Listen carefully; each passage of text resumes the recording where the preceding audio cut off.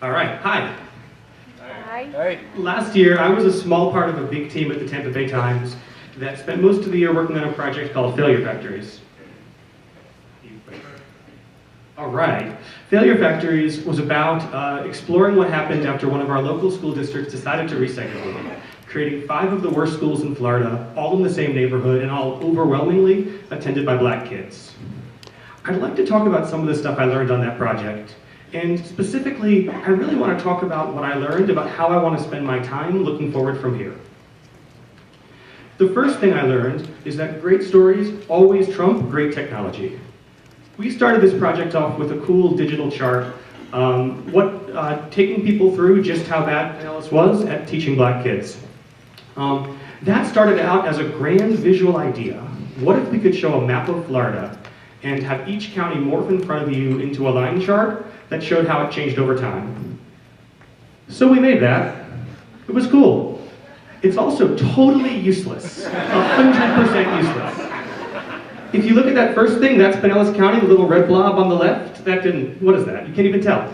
And then at the end of this animation, your eye is drawn magnetically to the big dip in the middle of the chart, right? And that would be great if that dip meant anything at all. But actually what that means is that the state changed the test, and yeah, great. So we killed this completely in favor for something much, much simpler. Here's Pinellas, here's everywhere that is doing better than Pinellas. Isn't that like everywhere? Yeah. Now, it did take us way too long to decide to kill that, though. We were seduced by the beautiful technology that we made. In some ways, it was the opposite of the thinking that got us into this project. Most places don't kick off big investigations with some crazy digital experiment, and it's easy to see why. You're asking everyone to take a big risk that some newfangled web stuff won't destroy a massive 18-month project. We're lucky to have colleagues and projects who are willing to take that risk. They were comfortable because of the idea that we have that our most ambitious web efforts should align with our most important journalism. I've heard this idea called true north, right? Is what we're doing most aligned with the mission of our institution? For us, that's gripping journalism that makes the world a better place. And to me, Failure Factories illustrates what can happen when you put your efforts into a project knowing where north is. I think of it as calibrating our compass. And you have to start at the beginning. I mean, halfway into the hardest thing you've ever done is totally the wrong time to sit down and have deep philosophical thoughts about your story choices. You're in the story. You have to bring your compass with you, not find it along the way. The answer to this problem, I think, is to accept some inefficiency that comes with pushing people to be generalists.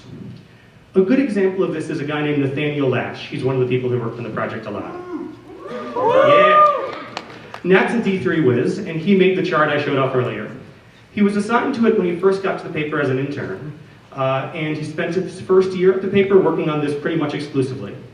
And sure, that meant making graphics, but it also meant getting and massaging data, hundreds of hours of analysis, bugging the heck out of the spokespeople who would not give us what we wanted.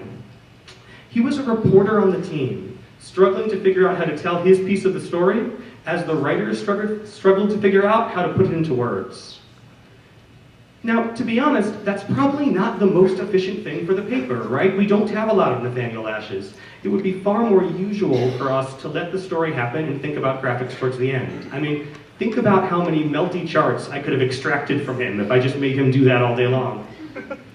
But also, if we did it the other way, it's hard to imagine the fantastic work he did for it happening. It kind of would have been like going to a great writer and saying, we just spent a year reporting this project, and can you write it up in a day, please, and make it sound really good? So for us as an institution, I feel really good about making this argument. It's an easy argument to spend our time this way. It's pointing north. And in fact, I think we'll go a step further. I think we'll start putting people like Nat into traditional reporting roles. I think we'll get better and better at figuring out what technology we're doing for the story and spend less and less time on the technology we're doing for ourselves. And for me, that is how I want to spend my time. And the question I would leave you with is, how do you want to spend yours? Thank you.